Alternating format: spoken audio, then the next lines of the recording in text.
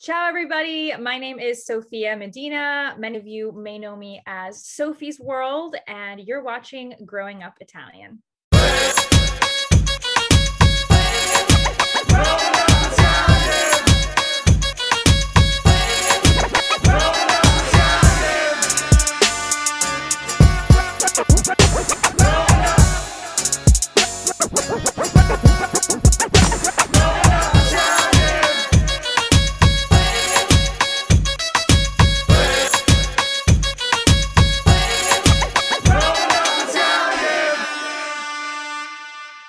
What's up, everybody? This is Sabino, and this is the Growing Up Italian podcast. Today, we have a special guest, Sofia Medina, aka Sophie's World. Ciao, Sophie. Ciao, Sabino. How are you? I'm good, thanks. How are you today? I'm good. I'm glad that we got a chance to finally sit down and talk. I know we've been talking about this for a while. I know. I'm excited to be here. So, how's everything going? I heard you're getting ready to go back to Italy this summer. Yes, everything's going great. We are planning a trip to Italy, our first time back since we moved back to the States. So in almost 2 years. Wow. Yeah, so, we're so excited. Move back to the States. For those of you that don't know Sophie, you're gonna learn about her today. Those of you that do know Sophie, you're gonna learn a little bit more about her today, hopefully. That's the whole reason why I wanted to do this little interview podcast with you. So originally, you're born in the States, right? Yes. What part of the States are you in?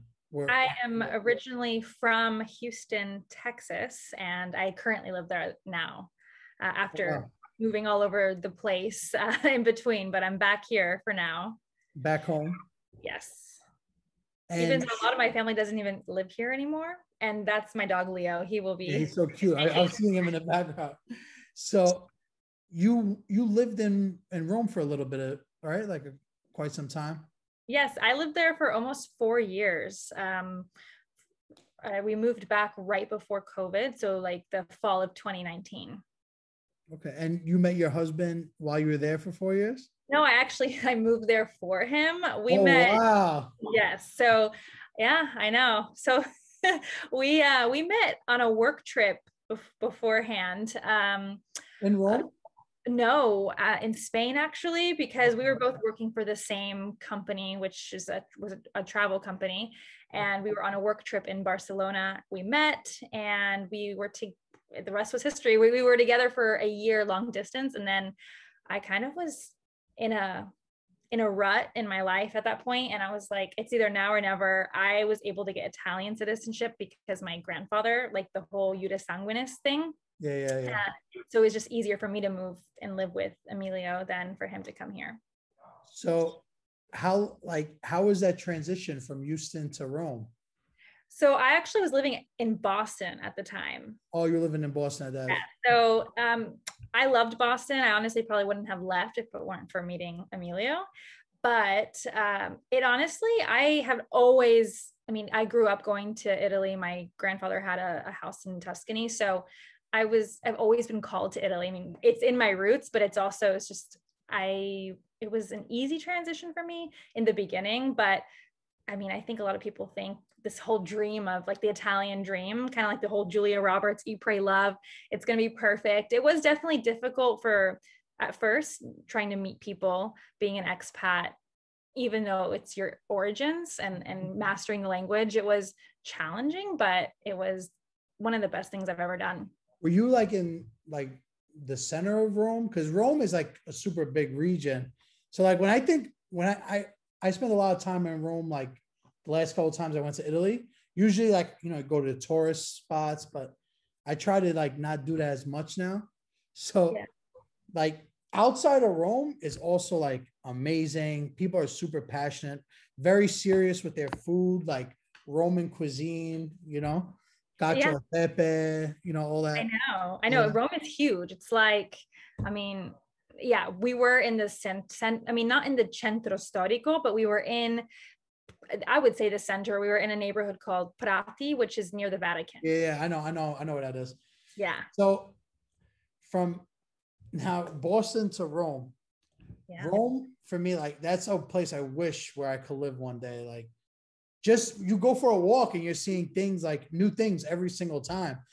Like one day, the last day I was in Rome, we had like 4 hours left until our train, or I should say our bus back to our hometown. And I just gave like a cab driver $200. I'm like, just show me whatever for this time. And he was telling us like, you could be in Rome for 40 years and you won't know everything. Like they had like indoor water, like for hand washing and bathing 2000 years ago. So like, I love the history of Rome. I know when we go back, I'll probably come across things that I didn't even come across being there for. So, you go, I've been on trips as a tourist, and then actually living there, you almost take some stuff for granted because you're like, I'll get to it one day. And then you leave and you never got around to it. So there's always something to explore in Rome. It's huge. What was the biggest thing that like surprised you about Rome that left you, always thinking about it, like something that really left an impression on you? Well, there's positives and negatives. They'll start with the positives is just you're in an outdoor museum, and everywhere you go, there's beauty. It's hard to find that here in the States, like that level of history and beauty. And just the people are always they're just living their life, right? People are at lunch ordering a bottle of wine and just sitting for hours on their lunch break. And here in the States, like we live to work, which really put things into perspective. And that was difficult to come back to. But then also that's it's faux in a sense, because it's hard to get a lot of things done. It's very bureaucratical. And because people are that way, it's very hard to get certain easy things that we take for granted here in the States done over there. Mm-hmm. So that can be frustrating, but those are the things that I miss the most now being in the States. But what's the thing that's not so good? Is it the work? Well, it's like the whole bureaucratical process. So a lot of things that we take for granted here in the States, like just dropping off a letter at the post office, takes forever, right? You have to pull a number, and that's the Italian way, and they're used to it and it works for them. But coming from such order here in the States, that was really tough. And also the lack of jobs, even for Italian citizens. I think that's a big reason we came back here to the States, was because, at least in Rome, we probably wouldn't have had this experience maybe a little further north, but finding a job in my field was kind of difficult. It wasn't like impossible. Yeah, it was. So it was a nice time to really enjoy and live life. And kind of, the whole dolce far niente saying, it's like actually true. La dolce vita. Yes. Yeah. So when I was in Rome, I actually went to a Roma versus Lazio game. Mm-hmm. And I didn't know how many Lazio fans there were. Now, did you even notice that in Rome, or? Yeah. So we actually lived really close to the stadio where all the football games were. Yeah. And all the time, people would just, whenever there was a game, the whole area where we were living in was just flooded with people and wearing head to toe colors and like singing. And I've never been around that. Growing up in Houston, like the soccer scene isn't really that big here. So it's like that here for American football, right? Or baseball, but it was, they have a lot of nationalism in their sports. That was like a crazy experience because the derbies are always like super competitive, and like the whole city stops for a day for that soccer game. Yes. And like parking is impossible. And fights break out, and it's swarmed. It's swarmed with cops always. People from that whole area travel to the stadium too, like from 2-3 hours away. Yeah. So that's super crazy. Now, how did you get Emilio to move to the States? This is what I want to know, because it sounds like he grew up in Italy his whole life, right? Mm-hmm. Yeah, born and raised. How did you get him to say like let's go to Houston? So, well, yeah, Houston was pretty tough to convince him. His American dream is more like New York City or like California or something like that. I think he was kind of at a crossroads with his job and was like, okay, I think there's more opportunity in the States for both of us, work-wise and career-wise. And we were at that point in our life where we kind of wanted to focus on career now. And Houston made sense at the time because it was closer to family. We were, going to be able to find an apartment real quick. And it just made more sense in the interim, but then COVID hit. So a lot of our plans, didn't really. A little pause button, like. Exactly. And it kind of still has been a little pause button, but we're here for now. And we're happy we were able to quarantine and be here during COVID. But I'm not sure if we'll be in Houston forever for the long run. I know he definitely misses Italy, but he does say a lot, like, I know we're here where we need to be for now. And I know a lot of the things that frustrated us both in Italy work great here, but then there's a lot of things here that frustrate him as well. So the grass is always greener, right? The other side, yeah. That's how it usually goes. How's the Italian community in Houston? I honestly don't know. I don't find it that big. But I think, because I tried when Emilio moved here, try to get him into expat groups or go to the consulate and sign up they do expat meetings, but then COVID hit, everything shut down. So honestly, I don't know that many. I've met a couple, like a handful, I can count them all on one hand, who have reached out to me or have found me through social media, who have moved here, who are Italian, who I've met with and kind of become friends with, but I don't know many. I know that there's Facebook groups and they exist, but I haven't gotten to meet many of them. It's like one of those things, if you don't know where they are, you're not going to find it. I know. As far as grocery shopping, though. I'm sorry? Groceries, like, as far as like finding Italian products, do you find that to be a challenge as well, or? No, not at all. At least in Houston. Houston's a very international city. So believe it or not, I feel like, but we have a lot of specialty stores, and we have a lot of big grocery stores that specialize in importing goods and groceries from all over the world. But we also have a fresh pasta shop, and we do have those resources and a lot of ingredients or brands that you can find in Italy. So that's been nice. Emilio is the one that cooks, and we hardly ever go out to eat for Italian food here. Yeah, I'm sure you can't find any good Italian food like restaurants. It's really hard. You lived in Rome for 4 years, like. I know. I'm so I mean, Emilio is very picky because he's such a foodie. He's also a sommelier, so he's just like all in that foodie world. God. Yeah, he's super into taste, and he could. He is. Yeah. And I became super picky.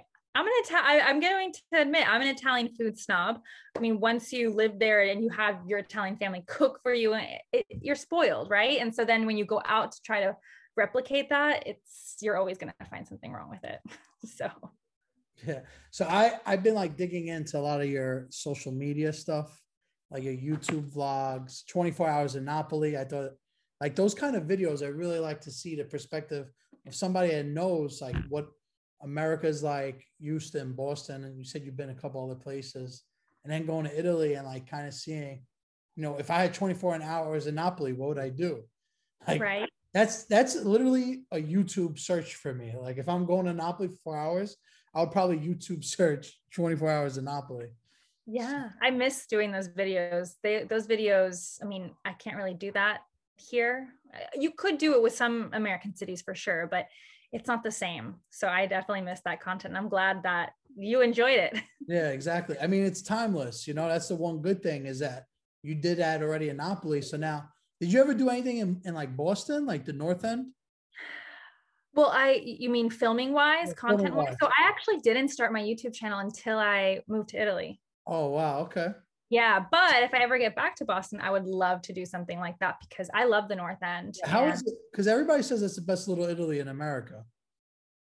A couple people do, I should say. Yeah. I mean, I can't speak to, I haven't been to all of, or maybe, I mean, I've been to San Diego, Little Italy. I've been to New York, Little Italy, but Boston's North End, Little Italy is it's super small.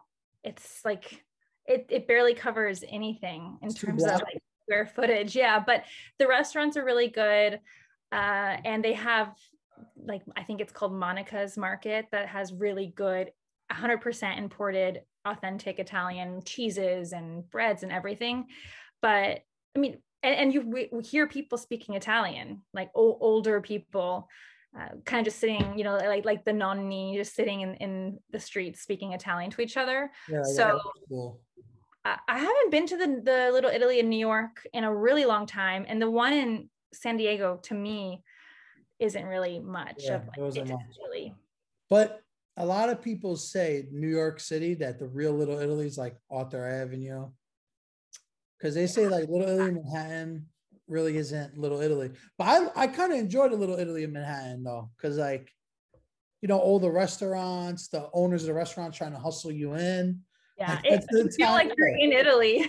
Exactly. Like, yeah, vieni qua, vieni a mangiare, like Exactly. the guys singing outside. So it started to grow on me more, like the older I got, spent time in Little Italy and Manhattan. I was like, this is cool. But the thing with New Yorkers, I think there's so many Italians in like Brooklyn and the Bronx, Queens. So we're kind of spread out. So like, it's not like, you go to Little Italy to like watch a soccer game. But now, like, I got very close with this owner of this like one place, and I'm like, this could be interesting to like have a one place where we could say like, this is where we're gonna meet up, because Manhattan's close to everybody in that sense, like the Bronx, Jersey, So Right. And there's just so many Italians or, Italian heritage in New York that all meeting in one place, I could just see that would be a big festa. Yeah, that's what we're gonna try to do. Like I've been talking to this one owner there, and he has like same vision as me, so I could kind of see us doing that.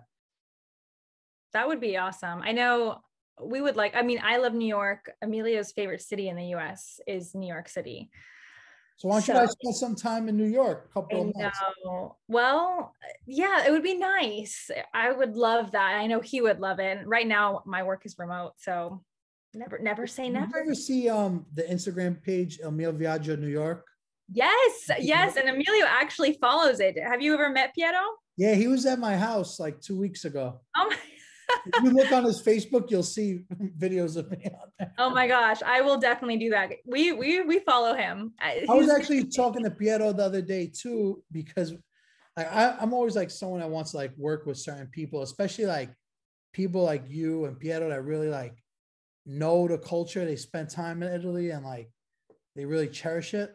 But like with Piero, I've been talking to him about doing a lot of stuff because he's like so unique in the sense that Italians worship what he does. Like I've been with so many celebrities and stuff like that. Nobody cares. When Piero posted me, my family in Italy was like texting me like, "Come mai, Piero." Oh my God.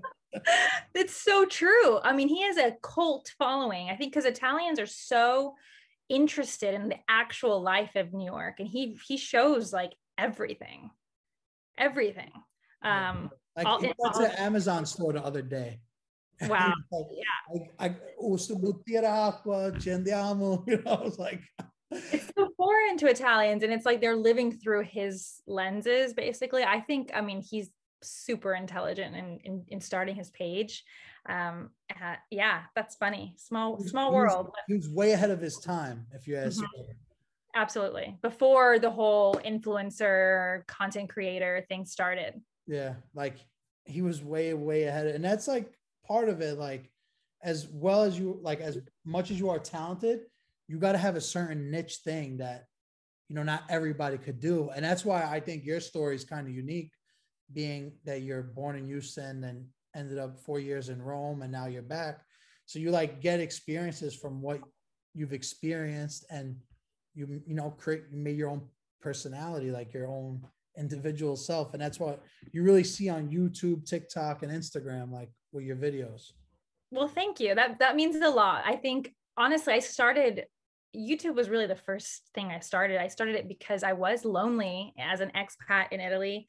It was a way for me to kind of like a diary to send back to my friends and family of what I was doing. And then I think like overnight, basically, I realized that there were so many people that were in a similar situation, if not in Italy, in other countries. And we just formed our own community, and it kind of just went from there. And I think that what you're doing is awesome because you bring us all together. Yeah, at least we tried to. We tried to bring us all together. Well, But now, I kind of like what you just said, because like, let's say, you know, you spend your whole life in America, now you're in Italy. What better way to show everybody this is what I'm doing than actually doing like a real video and like editing it and chopping it up, putting the best moments, the best highlights of what your like days are like, you know? So yeah, the highlights reels. And then there was a time also, I mean, I also shared the negatives and the struggles, because I also wanted to paint this picture that it's not all, you know, rainbows and butterflies. It's not all like eat, pray, love, Julia Roberts perfection every day. There are difficulties, and these were mine. And also bonding with people who had similar difficulties, and just showing the reality of moving to a different country, especially with your own roots. yeah, that's well said. It makes a lot of sense now. I think I've learned a lot about you, like sitting down, talking with you. This is like, we've been talking a long time about sitting down, doing this, and I'm glad we did. I know. Well, it's because I've been following you guys for a long time, and you know, the back and forth messages or comments, but then you don't really know someone's story, or I mean, I didn't know much about you either. So it's just kind of sitting down and just chatting, because you can see what people share on social media, but never really seeing. Yeah, what I mean? exactly. You never really know. Like we said, social media is the highlights. So you don't really know what someone's really been through unless you really like sit down and talk with them. And like, I like this piece because it's like something where people could really find out who you are by looking at this video. And that's what I like doing, because like when I'm really like working with somebody, I'm just be like, just look at our interview and you'll know. Because people always ask us like, oh, this guy you posted, that girl you posted, like, what's their deal? I'm like, oh, I interviewed them. Just go look at it. That's like a big reason why I do it, you know? I love that. I love that because I mean, because people's first impression sometimes with certain content is just like, we're all in this like cancel culture nowadays, and it's like without really knowing the person. So I was honored when you wrote me. I was like, oh, Sabino wants to talk to me. Well, I liked like we were talking about it before we started recording, but like, you know, we're all like super gimmicky and like the creating thing, like it's gnocchi, not gnocchi, like the video we posted of you, you know, like pineapple on pizza, this, that. Like at the end of the day, everybody does the same stuff. It's all about like who does it better and like who really knows. You know what I'm saying? Like you've been to Rome, you've been to Italy, you have your citizenship, you know, like, you know what I'm saying? And it's important that we like do push the culture and like the way we see it, you know, that's what it's really all about. I couldn't agree more. And a lot of those videos, they're all in great fun, but also trying to share the truth or the pronunciations and all that. And, you know, at the end of the day, I was telling you, like, I'm not that, I really am not, even though some of my videos show it, it's just a gimmick, but I'm not that person that if I'm at a table with someone and they order bruschetta, I'm going to look at them and tell them, that's not how you pronounce it. Like, I'm not that person, but deep down. You should be though.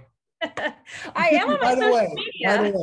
By the way, you should say bruschetta, you know? Well, I'll say it like if I'm ordering after them, you know, bruschetta. And then they'll always say, oh, is that how you pronounce it? I'm like, yeah, I mean, yes. Like for me, it's funny when some people, they'll be like, oh, so you growing up Italian? Like some people that know me from growing up in Brooklyn don't even know about growing up Italian. And then really, like they'll find out because like I'll post a story or something. They'll be like, wait, that's your thing? And I'm like, yeah. They're like, so wait, let me ask you, what's the best chicken parm? Oh. And then I'd like say, listen, you know, like Italians really don't eat chicken parm like that. I'm like, that's more of an Italian American. They're like, what are you talking? Like people really don't know. So that's why we're so important, like especially with TikTok, because these little videos just go viral and get all these views. So crazy. I feel like it's a platform made for us to really like show who we are and what's right and what's wrong. Yeah. Well, and I mean, I think COVID also gave a lot of creators the opportunity to become even extra creative with what they're putting out. But I feel like, I mean, you have a great following, and I love that you're utilizing it the right way and putting out proper information out there, but having fun with it too, and it's okay to make fun of ourselves at the end of the day. Yeah. And like we were saying before, some people get upset about it, but at the end of the day, like, they can't stop us from making what we want and, you know, Right. portraying Well, what we want, you know? at the end of the day, if you're putting out correct information, people will take it or leave it. It's out there in the universe. And then, you know, it is what it is at that point. Exactly. But Sophia, I had a great time. Let's definitely connect. If you and Emilio come to New York, please let me know. Let me know way in advance, because we'll plan to do something too. No, absolutely. I would love that. I appreciate the offer, Sabino, and I appreciate the time. It was so great connecting with you. Are you planning a trip to Italy anytime soon, now that everything's starting to open up? I'm like debating it. I'm like 50-50 right now. I'm waiting to see, because we're at my dad's hometown. They like carry our patron saint up a mountain for 8 hours. Where's his hometown? In Campania. Okay. So they have the Madonna. We have like the biggest mountain in the region, and like they bring our patron saint up a mountain for 8 hours, and then leave her there for 9 days and bring her back. So I'm waiting to see if they do that. I'll probably go, because last year they didn't. That would be amazing. Emilio's hometown in Calabria, they do it. It's probably a different Madonna, but that's awesome. Yeah, but the Southern Italians, all like every little town there has their own patron saint. Yeah. And like what they're really connected to. So, you know, we all have the same love. It's all the same kind of idea, you know, but it's true. Our versions of it. Well, I hope you get there. If not for that, then sometime soon. I know we all are having we're missing our Italy fix, but yeah, definitely. But yeah, well, thank you so much. I appreciate Anything else you want to say that you want to plug in or something? I don't find you on TikTok, on Sophie's World, right? Yeah, Sophie's World on YouTube, everything. TikTok, Instagram. It's like Sophie's.world, because there's another Sophie's World already existing. But yeah, if you can, you put these on YouTube? So if you could just maybe link those, and that's what I'll do. I'll get all your links, and I'll put them in the description for anybody who wants to follow Sophia. Thanks. And then whenever it's live, just let me know, and I'll share it also. I will, of course, I will. Yeah. Enjoy the rest of the day. Thank you for your time. Sabino. We'll talk soon. Ciao. Ciao. Tell Emilio we said hello too. I will. Ciao. Ciao.